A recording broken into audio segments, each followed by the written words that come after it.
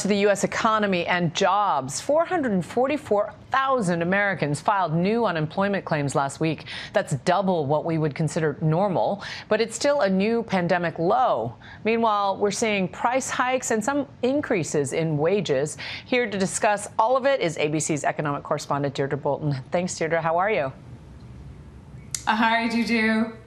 So let us know, what do you think these latest unemployment numbers tell us about the economy overall and the possible post-pandemic recovery?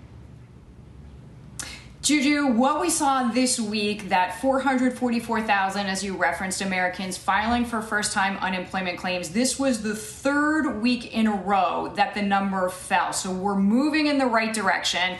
That is very encouraging. Most economists that I'm speaking with say the U.S. economy is healing. 8 million jobs that are missing from the U.S. economy that we have yet to recuperate from this pandemic shut off, when really we had to just shut down our economy, as we all know, as we all lived through, and that cost us still 8 million jobs that we need to recover. So we're healing, but there's progress left to go, Juju. And yet we're seeing some of the safeguards taking away. 22 states in all are putting in place measures to cut extended jobless benefits over the summer, as you may know. But why is this happening, and what impact could it have on workers and on businesses, for that matter?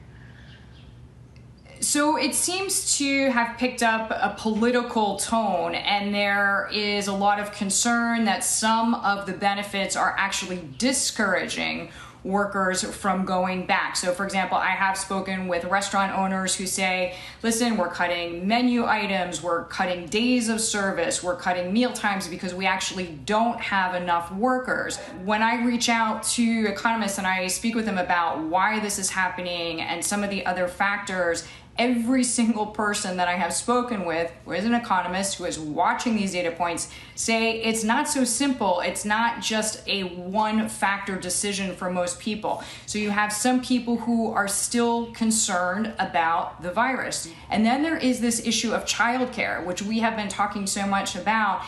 But it's very difficult for people to go back to work, especially people in rural areas where they have to travel a long way, and maybe what they are making in their job is not enough to compensate. And people were very entrepreneurial during the pandemic, too, so you have to wonder if they want to walk away from that. So give us a sense, Deirdre, of what areas of the U.S. economy that we're now seeing the most job gains, and which industries are still playing catch-up.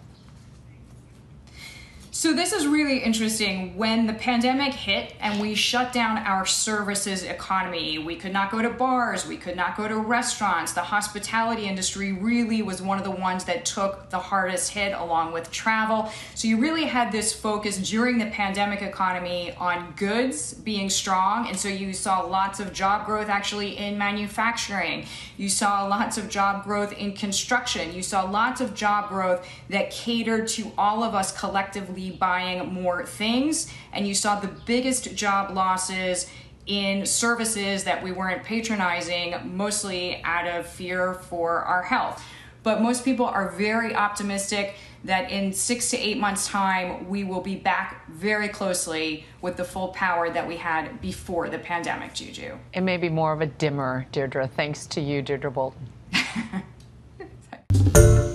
Hi, everyone. George Stephanopoulos here. Thanks for checking out the ABC News YouTube channel. If you'd like to get more videos, show highlights, and watch live event coverage, click on the right over here to subscribe to our channel. And don't forget to download the ABC News app for breaking news alerts. Thanks for watching.